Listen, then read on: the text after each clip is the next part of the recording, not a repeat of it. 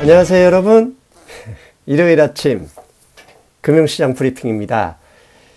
금융시장 브리핑 오늘은 토마스 류 선생님과의 인터뷰로 35분 정도 꾸몄습니다. 한국신문에서 들을 수 없는 내용, 관점이 다른 분석 기대해 주시고요. 먼저 시작하기 전에 광고 말씀 두 가지 드리겠습니다. 첫 번째, 금융시장 브리핑을 지금 촬영하는 현재 시간이 12시가 넘었습니다. 토요일 12시입니다. 그런데 오늘 저녁에 오늘 핵심 시진핑 트럼프 시진핑 두 정상의 정상회담이 있죠. 이게 어떤 결과를 내느냐에 따라서 다음 주 향후 주식 금융시장이 많이 변하죠. 그래서 회의가 끝나는 대로 일요일에 분석을 해서 월요일에 특집 방송으로 미중 무역 협상 양 정상회담을 방송하겠습니다. 그리고 두 번째는 지금까지는 금융시장 브리핑을 일요일에만 방송을 했잖아요. 근데 일요일에 금융시장 브리핑이 주로 미국 증시, 미국의 경제 상황에 대해서만 이야기를 했습니다. 그래서 많은 분들이 한국 증시 주변 상황도 좀 점검을 하자는 말씀을 주셨어요. 그래서 앞으로는 금융시장 브리핑을 투 트랙으로 하겠습니다. 토요일에는 국내 증시 금융시장 브리핑, 일요일에는 지금처럼 오늘 방송처럼 계속 하고요. 현재 중요한 건 그 인터뷰어죠. 대상자 인터뷰를 하실 분을 지금 섭외 중에 있습니다. 섭외가 끝나는 대로 빠르면 이번 주, 아니면 섭외가 안 되면 좀 늘어질 수 있지만 최대한 빨리 금융시장 브리핑을 투 트랙으로 운영하겠습니다. 그러면 여러분, 토마스 류 선생님 전화 연결하겠습니다. 안녕하세요, 선생님. 네, 안녕하세요. 한 주 휴가 잘 쉬셨습니까? 네, 덕분에 편안하게 잘 쉬었습니다. 예. 오늘도 중요한 질문들이 많기 때문에 바로 들어가겠습니다. 네, 벌써 상반기 1년의 반이 지났습니다. 1년의 2분의 1이 지났는데요. 작년 연말, 올해 초만 해도 미국 증시 대폭락, 망한다. 이런 이야기가 상당히 많았었습니다. 그럼에도 증시는 상반기 아주 뜨거웠죠? 특히 6월 한 달만 놓고 본다면 1938년 이후 최고의 상승 6월을 보였습니다. 한 달 동안 도대체 무슨 일이 있었길래 이런 상승을 보게 됐는지 그 분석 좀 부탁드리겠습니다. 네. 제가 볼 때는 그 5월 달에 증시가 소폭 조정을 하면서 200일선 아래로 떨어졌었죠. 예. 2740까지 내려갔었나요? 예, S&P 500 그 정도, 기준이죠. 예. 네네, 네. 예. 내려갔었는데, 그 채권 국채 금리가 하락하면서 그 미국 그 기업의 그 2% 이상 국채 10년물 금리가 이제 2% 정도로 이제 하락하면서, 그렇다 그러면은 SPN 그 기업들 중에 2% 이상 디비던드 배당금 주는 회사들이 각광을 받은 거죠. 그래서 소위 말해서 가치주가 그 국채금리 하락의 그 혜택을 받았다고 저는 생각되고요. 예. 그 다음에 중국과의 그 지리한 그 무역 전쟁에도 불구하고 미국 경제가 큰 상처 없이 잘 버텨가고 있다 하는 그런 긍정적인 신호. 그 다음에 미국의 그 2분기 GDP가 약 2% 정도 성장을 했을 것이라고 이제 예상하는 가운데, GDP가 2% 성장하면은 결국 기업들도 2% 성장하는 거거든요, 산술적으로. 예, 그러니까 맞습니다. 그런 낙관적인 그런 심리가 작용한 것 같습니다. 예. 그런데요, 최근 2주간 주가만 보면 중소형주, 즉 러셀 2000의 상승이 상당합니다. 그러면 이렇게 중소형주가 대형주보다 높은 상승률을 기록한 이유는 무엇이라고 생각하시는지요? 그 근본적으로 중소형주는 대형주보다도 이 파이낸셜 기반이 약하기 때문에 그 대외 변수, 경제 변수가 있을 때는 성장을 대기업만큼 못하거든요. 그래서 올해 들어와서 언더 퍼포먼스 했었는데 그 러셀 2000의 그 리밸런싱이 있었어요. 리밸런싱이라는 참여 기업들을 빼고 넣고 하는 인덱스의 조정이 있었군요. 예, 있었는데 소위 말해서 이제 잘 나가는 소형 기업들은 대기업들이 합병을 해갖고 인수해 버리거든요. 예. 예, 그렇게 해서 소형주가 잘 못 나갔었는데 이제 러셀 주관하는 회사가 이거 대기업들이 자꾸 좋은 회사 빼가고 이러니까 남아있는 회사로 하면은 그 인덱스가 퍼포먼스가 제대로 못 나오니까 그러면은 소형 기업의 그 기준인 시총 기준을 조금 낮췄어요. 낮추면서 새로이 뜨는 기술주들을 새로이 참여시켰죠. 그래서 그게 공식적으로 오늘 발효됐어요. 예. 오늘부로. 그래서 그 소문에 의해서 2주 전부터 소형주가 떴다고 저는 생각합니다. 예. 지금 말씀하신 거 앞에 부분은 사실 대형주고 뒤에 방금 언급한 중소형주인데 사실 이 대형주든 소형주든 상승했던 기본 전제는 미국과 중국의 협상이 잘 될 것이라는 기대감이 깔려 있다. 이렇게 봐야 되는 건 맞죠? 그렇죠. 이제 긍정적으로 보고 여기서 더 이상 더 악화되지만 않는다 그러면은 무역 전쟁의 여파는 미미하다고 하는 그런 판단이 있는 것 같습니다. 사실 지금 우리가 선생님과 인터뷰하는 시간이 토요일 오전 11시 20분입니다.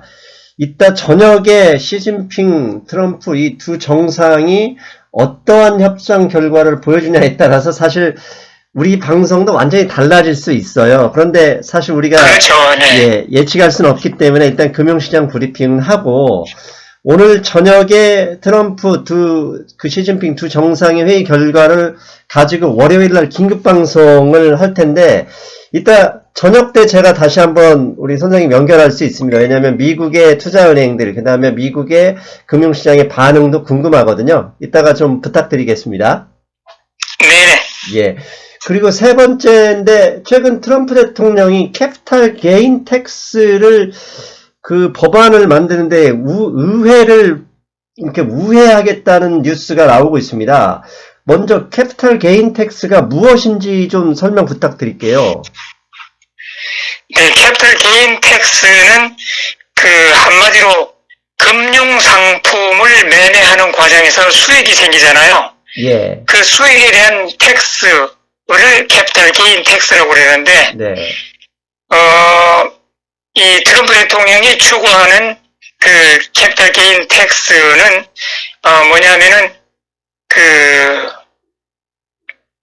우리가 이제 주식을 매매했든 부동산을 매매했든 거기에서 이익이 생기는데 만일에 인플레이션이 캐피탈 게인을 깎아먹는다 그러면은 실질 소득은 작잖아요, 그죠? 예, 맞습니다. 그래서 트럼프 대통령이 추구하는 이 법안은 그러면은 인플레이션을 기본으로 해서 어저스트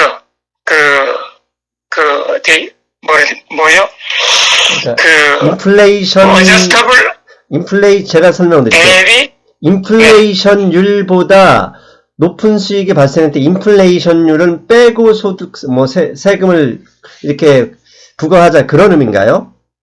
그렇죠. 인플레이션을 팩토로 넣고 거기에 따라 갖고 수익에 대한 실질 소득에 대한 텍스를 물리자, 이제 그거죠. 자, 참고로 한국의 주식 매매 차액에 대해서는 세금이 없습니다. 미국은 주식 매매를 통해서 이익이 발생했을 경우 세금이 있나요? 많죠. 아, 그렇습니까? 그렇다면 한마디로 주식 매매 양도 차익에 대해서 세금을 감면하자, 그런 의미의 법이 되겠네요. 네네, 그렇죠. 아하. 그런데 이제 트럼프 대통령이 이 캐피털 게인 텍스를 그러면은 왜 의회를 우회하는 법안을 생각하고 있느냐, 이제 그게 중요하거든요. 예. 이 캐피털 게인 텍스의 그 주 대상은 사실은 그 아주 거부들이거든요. 그 빌리언애들. 예. 그렇죠. 예, 그런 거부들을 대상으로 한 이 법안인데 트럼프 대통령의 그 정치 자금은 그 부자들한테서 나오잖아요. 예. 예. 그리고 이제 민주당의 정치 자금은 이제 주로 서민들 쪽에서 많이 나오고 이제 그러는데 트럼프 대통령이 캐피털 게인 텍스를 추구하는 게 그 부자들을 마음을 달래기도 하고 또 자기 정치 기반을 강화시키려는 것도 있고 또 야당 쪽에서 비난하는 목소리로 의하면은 트럼프 대통령 자신 가족 비즈니스에서 혜택을 크게 볼 수 있다. 이제 이런 거거든요. 예. 그래서 이것이 민주당이 하원을 장악하고 있는 상황에서 이것이 의회를 통과할 리가 없으니까 예. 대통령 직접 그 대통령 포고령으로 우회하려고 하는 그런 생각을 갖고 있는 것 같습니다. 이거 일단 정리하면 일종의 트럼프 대통령의 부자 감세입니다. 그죠? 부자 감세 조치가 시행이 되면 당연히 주식이나 부동산 거래가 많은 부자들한테 유리할 것이고 여기에 더해서 금융기관이나 헤지펀드들한테도 이익에 대한 그 상승 효과가 있겠네요. 그렇죠. 트럼프 대통령이 주장하는 바는 부자들에게 캐피털 게인을 텍스를 감면을 해주면은 이 사람들이 소비를 더 많이 할 것이다. 그래서 경제의 보탬이 될 것이다. 이제 그 이론이거든요. 그렇죠. 그게 낙수 효과, 영어로는 크리클 다운인데 그건 경제학적으로 네. 사실 논란이 많습니다. 저도 의견은 보류하도록 하고요. 그렇다면 네. 이 부자 감세가 있으면 사실 주식시장이 좋아할 수밖에 없는 그 법안 아닙니까? 그렇죠. 주식시장 입장에서는 좋아할 수 있죠. 그런데 예전에 그 주니어 부시 대통령도 이것을 한번 시도했다가 법안을 시도를 철회한 적이 있거든요. 그래서 특히 야당 쪽에서 반대가 워낙 강해갖고 철회한 적이 있는데 트럼프 대통령은 대선 전까지 이제 긴 안목으로 이것을 아마 추진할 것 같은데 모르겠습니다. 예. 이게 섣불리는 이게 추진 못할 수도 있거든요. 대선에 엄청 영향을 줄 수 있기 때문에. 자, 여기에서 우리 방송, 상승미소 경제와 투자 방송을 듣는 분들은, 고려하셔야 될 게 있어요. 만약에 부자 감세 이러면 사실 부의 편중으로 인해서 경제적 정의, 경제적 구조에는 그렇게 좋은 건 아닙니다. 하지만, 투자 관점에서 보면 그게 참 안타깝지만 좋은 점이잖아요. 왜냐하면 증시가 좋아할 재료, 기업의 순이익이 늘어날 재료니까 이런 부분, 즉 당위성과 투자에 유리한 부분은 스스로 판단할 수 있어야 되겠죠? 그렇죠. 사실 우리는 그 증시 이 파이낸셜 월드에 대해서 우리가 이제 분석하고 이제 토론하는 건데 우리가 정치적인 사안 어떤 뭐 다른 그 일적 변수를 할지라도 우리는 투자 입장에서 바라보고 얘기하는 거거든요. 그래서 우리가 무슨 정치적으로 누구를 선호한다, 누구를 이제 비호감을 갖고 있다 이런 거는 배경은 전혀 없고 예. 오로지 증시에 어떤 영향을 미칠까 이것만 주로 얘기하기 때문에 그 회원분들이 오해가 없었으면 한 마음입니다. 맞습니다. 우리 토마스 류 선생님과 이 상승미소는 친중, 친미 이런 거 아니고 친수익파라는 거 다시 한번 강조합니다. 자, 네 번째 질문이에요. 최근에 채권 시장 움직임이 궁금합니다. 특히 작년, 그 다음에 올해 초만 하더라도 장단기 금리 역전이 곧 미국 경제의 붕괴다, 이런 신호다, 이런 해석으로 상당히 비관론이 많이 퍼져 있었죠. 그런데 이런 비관론이 최근에 이제 주가 상승으로 일단 뒤로 들어간 것 같은데, 금융시장, 장단기 금리 역전 현상은 지금 어느 정도인지, 그 다음에 이런 상황을 금융시장은 어떻게 해석하고 있는지 미국 시장의 좀 분석이 궁금합니다. 그 장단기 금리 역전 현상은 이제 3개월과 이제 그 10년인가요? 비교했을 때는 역전 현상이 여전한데, 그 조금 더 넓은 범위에서 2년과 그 10년은 예. 아직 역전 현상이 안 일어났거든요. 예.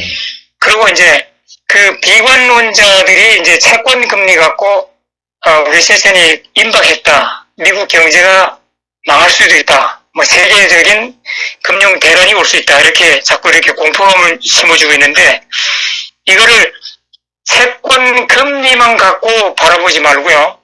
채권 금리의 반대는 채권 가격이거든요. 예. 채권 가격이 올라가면은 채권 금리는 자동으로 내려가는 거고, 네. 그죠? 네.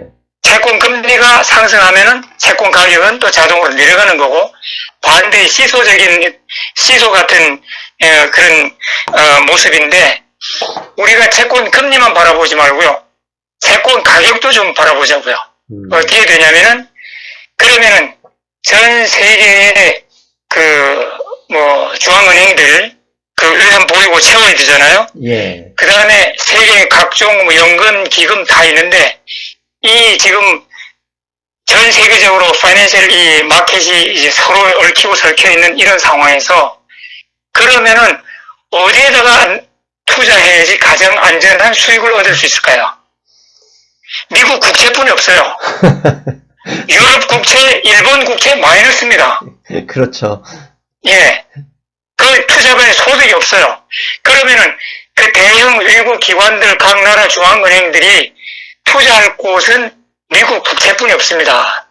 그래서 물론 전 세계적인 경제가 슬로우다운 할 수 있다는 그런 예감도 있고, 또 미국 연준에서도 금리를 인하할 수도 있다고 하는 문을 열어뒀기 때문에 국채 금리가 하락하면서 국채 가격이 올라갔지만은, 국채 가격 면에서는 전 세계에서 미국 국채를 선호하는 투자가들이 그만큼 많다는 얘기거든요. 그러니까 반대로 국채 금리가 하락한 거죠. 그래서 국채 금리만 바라보는 비관론자들은 미국이 망할 수 있다, 뭐 세계가 공황이 올 수 있다 하지만은, 국채 가격 면에서 보면은 투자처가 마땅한 투자처가 없는 세계 그 큰 손들의 자금이 미국 국채에 들어오고 있다고 하는, 저는 그렇게 긍정적으로 보거든요. 사실 현재의 상황을 좀 철학적으로 보면은요, 이게 좀 안타까운 게 있어요. 뭐냐면 통화량은 지속적으로 늘어나고 있고, 그 통화량이 경제를 구성하는 전체 가계까지 퍼져나가야 되는데 그러지 못하고 있어요. 즉 부자들한테는 돈이 계속 몰리고 없는 사람은 계속 돈이 줄어드는 상황인데, 사실 글로벌 경제도 마찬가지죠. 전 세계 골고루 돈이 퍼져야 되는데 전체 글로벌 경제의 65%가 달러로 이루어져 있으니 달러는 더 많아지고, 달러가 없는 나라들은 오히려 달러를 더 찾아서 미국으로 와버리는 그런 것 때문에 사실 대안이 없어요. 미국 외에는. 그렇죠. 그런 면을 보면 투자할 곳이 별로 없습니다, 지금. 예. 그런 면에서 보면 사실 이 달러와 기축통화의 힘, 왜 중국이 미국한테 싸워서 아무리 힘이 세도 질 수밖에 없냐면 결국 달러화를 가지고 있는 나라는 미국밖에 없거든요. 그런 점은 사실 그렇죠. 투자자 입장에서는 고려할 수밖에 없죠. 예. 그리고 최근에 5번째 질문인데요, 선생님. 최근에 페드, 미 연준에서 미국의 금융기관 스트레스 테스트를 했다고 하는데요. 어떤 테스트였나요? 네, 미국 월가의 스트레스 테스트는 2008년 서프라임 모기지 사태 때 파이낸셜 섹터가 collapse 했잖아요. 예.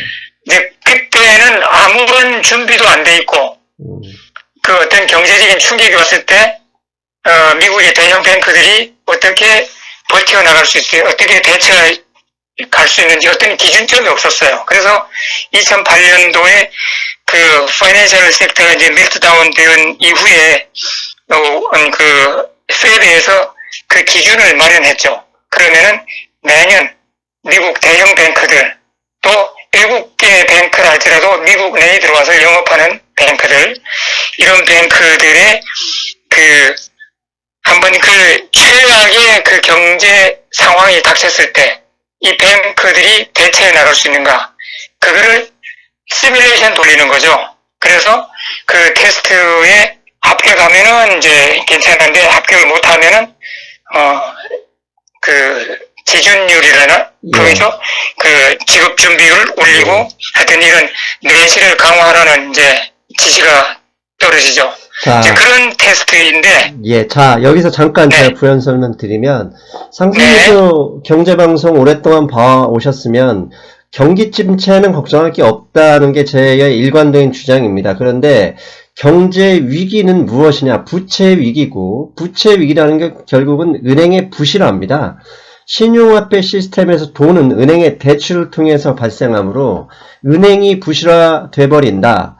즉, 은행에 빌려준 돈을 못 받는 경우가 돼서 뱅크런, 은행이 전부 다 몰려와서 돈을 찾아가 버리면 신용화폐를 기반으로 하는 현대 자본주의가 망가집니다. 지난 2008년 그때 경제위기 때도 그런 비슷한 일이 있었죠. 그것을 막아내기 위해서 스트레스를 어느 정도 트러블 상황을 이렇게 가정해서 테스트를 한다. 이게 은행의 스트레스 테스트다. 이렇게 말씀드릴 수 있죠. 그렇죠. 예. 그래서 2008년도 서프라임 모기지가 터졌을 때 미국에 대량 실업 사태가 발생했거든요. 예. 그래서 지금 페이드가 이번에 치른 스트레스 테스트도 2008년 같은 대량 실업 사태, 이런 것이 발생하고, 실업 상태니까 먹고 살아야 되니까 돈을 은행에 가서 자기 돈 찾아야 되잖아요. 예. 그래서 그런 말씀하신 대로 뱅크런 사태, 이런 게 일어났을 때 그래도 뱅크가 버틸 수 있느냐, 이제 그것을 이제 테스트한 거죠. 자, 그렇다면 이번에 네. 스트레스 테스트 결과가 좋다는 얘기를 하던데 결과는 어떻습니까? 네, 미국 대형 뱅크하고 미국 내에서 영업하는 7개 뱅크들 총 38개 뱅크를 대상으로 이제 스트레스 테스트했는데, 세계에서 대형 뱅크 중에 파이낸셜 기반이 가장 약하다고 하는 도이치뱅크. 그렇죠. 또 도이치뱅크. 테스트를 이 스트레스 테스트를 합격했어요. 네. 자, 도이치뱅크는 중요한 게 독일 최대 기업이고 유럽 최고의 금융기관인데 사실 이들 주가가 지금 한도 끝도 없이 떨어지고 있어서 위기론자들이 도이치뱅크를 매개로 해서 말이 많았는데 연준의 스트레스 테스트는 통과를 했다. 예, 아주 좋은 결과네요. 그리고 한편으로는 또 이 스트레스 테스트 결과 워낙 좋게 나와서 금융주들이 향후 배당금을 늘리겠다라는 이야기를 하고 있다는데 이건 또 어떤 이야기입니까? 네, 스트레스 테스트를 받을 때 뱅크들의 자기들의 자사주 매입 계획, 그 다음에 배당금 늘리는 계획, 이런 것도 함께 제출하거든요. 예. 그래서 스트레스 테스트를 합격한 뱅크들에게 연준이 또 나름대로의 기준으로 또 이렇게 고려해갖고 그것을 이제 인정해 주는 건데, 이번에 미국에 있는 대형 뱅크 17개 애들은 디비던드하고 자사주 매입 계획을 저는 페드에서 허가를 해줬답니다. 아하. 그래서 오늘의 뱅크 섹터들이 주식이 많이 올라갔어요. 예. 사실 한국의 자본은 산업자본이 한국의 자본의 거의 대부분이지만 미국에서 자본의 힘은 사실 금융자본의 힘이 크잖아요. 그렇죠. 예, 금융자본이 스트레스 테스트를 통과하고 이를 바탕으로 배당금을 늘리겠다 그러면 금융주의 상승 가능성이 있다. 그렇다면 이게 전체적으로 또 주가 상승을 이어나갈 재료도 될 수 있겠죠? 네, 그래서 이번 테스트 결과 후 미국 뱅크 17개 뱅크들의 자사주 매입, 이 총 금액이 작년 총 금액을 상회했어요. 아. 그래서 기록적으로 많은 이 자사주 매입을 이제 실시할 건데, 그래서 오늘의 이제 뱅크주 주식들이 많이 올라가는데, 오늘 밤 그 미국, 중국 그 정상회담, 이것에 대한 그 눈치 보기 장세, 그것 때문에 오늘 크게, 증시가 크게 못 떴다고 저는 보거든요. 그래서 만일에 오늘 밤 미중 정상회담이 원만하게 진행된다 그러면은 다음 주 초반에 또 증시가 더 상승할 수 있다. 저는 그렇게 보고 있습니다. 제가 어젯밤이죠. 12시쯤에 집에서 와인을 마시는데 어느 분이 미국의 다우 S&P가 마이너스 나고 있다. 자기는 숏을 쳤는데 돈 먹고 있다. 이런 얘기를 저한테 카톡을 주셨길래 제가 이런 농담을 했습니다. 제가 와인을 다 마시면 이제부터 상승이 될 것 같다. 왜냐하면 최근에 구리 가격이나 농산물 가격 볼 때 기대는 상승이니 롱을 걸어라. 10만원 내게 하자 했는데 이 방송 들으면 저한테 10만원어치 술을 사시든지 밥을 사셔야 된다는 농담 보내드리고요. 자, 다음 질문, 더 중요한 질문이 있습니다. 최근 그 6월 달에 그 FOMC, Fed 폼C가 끝나면서 금리 인하 가능성이 상당히 높았었어요. 그런데 끝나고 난 다음에 6월 말로 갈 때 시장이 원하는 금리 인하 기대와 Fed 멤버들, Fed 이사진들이 이제 언론에서 나와서 이야기하는 금리 인하 시각, 이 태도, 이게 어느 정도 좀 벌어지는 느낌인데, 선생님은 어떻게 보십니까? 네. 지난번 그 폼C 직후부터 금 가격이 폭등했죠. 예. 그것은 연준이 공격적으로 금리 인하를 할 것이라고 하는 기대감이었거든요. 맞습니다. 근데 그 일주일 후에 파월 의장의 연설이 또 있었어요. 예. 그 파월 의장의 그 연설에서는 한마디로 요약하면은 김치국물 너무 미리 앞서 마시고 있다 하는 그런 뉘앙스를 풍겼거든요. 예. 즉 뭐냐면은 미국의 소매 매출도 견조하고 그다음 그 취업자 수도 견조하고 모든 것이 견조하고 또 그 인플레이션 데이터도 그 계속 속속 들어오는 데이터로 볼 때 연준의 목표치인 2%에 거의 도달할 것 같은데 이런 상황에서 금리 인하하는 거는 너무 시기상조다 이렇게 이제 얘기하면서 그 다음에 그 연준 멤버들 17명 멤버 중에 가장 공격적으로 금리를 인하해야 된다고 주장했던 그 제임스 블러드라고 하는 그 센트루이스 연준 총재 있거든요. 예. 그 사람도 이제 연설이 있었고 그 직후에 기자가 물었어요.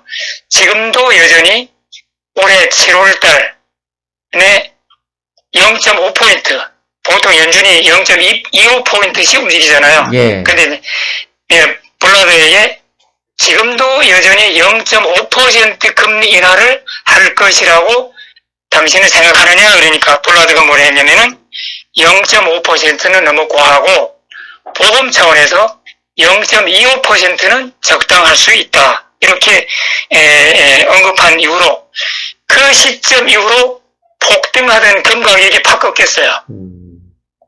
그래서 지금 폼C 후 일주일 후에 1,460달러까지 갔던 금 가격이 지금 오늘 1,412달러 왔었죠.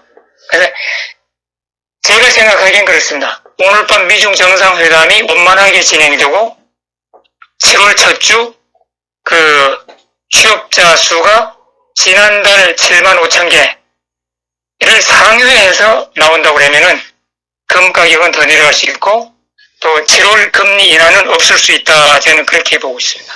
이게 이제 걱정되는 게 7월에 금리 인하 가능성이 사실 지금 요즘 분위기만 보면 사라지는 분위기인데 그렇게 되면 시장에 충격을 좀 먹지 않을까 이제 그 걱정도 있거든요. 선생님 보시기엔 어떠십니까? 제가 볼 때는 미국 경제가 그만큼 탄탄하다는 것을 반증하는 거기 때문에 충격 먹을 것까지는 없어요. 지금 금 가격이 팍 꺾인 걸로 그 상태인데도 증시는 전혀 유동을 안 하거든요. 그래서 그런 충격은 없을 것 같은데 연준이 금리를 움직일 때는 한 달 전에 분명한 예고를 합니다. 예. 그래서 지난번 폼시에서는 그렇게 했다 할지라도 일주일 뒤에 파울로 의장이 연설할 때 연설하고 연설 내용에도 그렇고 그 후 기자 질문에서도 그렇고 7월 달에 금리를 인하한다고 그러면은 시장에 대비할 수 있게 분명한 언지를 주거든요. 예. 그런데 지금 파울로 의장은 플레이다운 했어요. 그래서 그 플레이다운 한국말로 뭐죠? 그러니까 그 뭐라고 하죠? 기대치를 낮춘 거죠? 예, 평가절하 같은 예. 그런 거 하면서 그래서 그런 걸로 볼 때 7월 금리 인하는 없을 것 같다는 게 시장 반응이고 예. 또 오늘 아침에 그 미국의 코어 인플레이션 데이터가 나왔거든요. 예. 거기서도 상당히 예상보다 좋은 수치로 나왔어요. 그래서 그 직후에 그 페더럴 펀드 퓨처 거기에 보니까 7월 달 금리 인하에 베팅하는 그 퍼센테이지가 조금 낮아졌더라고요. 4%인가 낮아졌더라고요. 예. 그래서 하여튼 지금 제가 볼 때는 하여튼 그렇습니다. 예.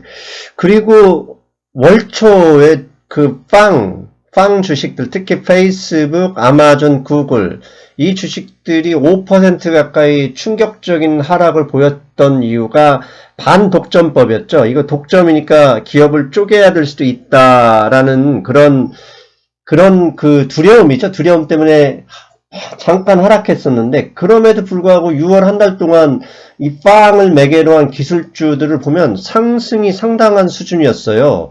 이것은 결국 미국과 중국의 협상이 잘 될 것이라는 기대감이 깔려 있는 건지, 아니면 반독점법을 막아내려는 뭐 로비 활동의 결과인지 어떻게 보십니까? 어떻게 해석해야 될까요? 뭐 여러 가지 관점이 있는데요. 일단은 그런 이제 반독점 그 법안 시행할 거라는 그 뉴스에 급락을 했었잖아요. 예. 급락을 한 그 저가 매수세가 일단 들어왔다고 보고요. 그 다음에 빵 이외에 안전하게 장래에다 투자할 만한 기업들이 그렇게 많지 않습니다. 빅데이터를 거머쥐고 있는 빵은 진짜 미국의 미래거든요. 그래서 제가 볼 때는 그런 면에서 사이드라인에 있는 투자 자금이 빵에 몰렸을 것 같고요.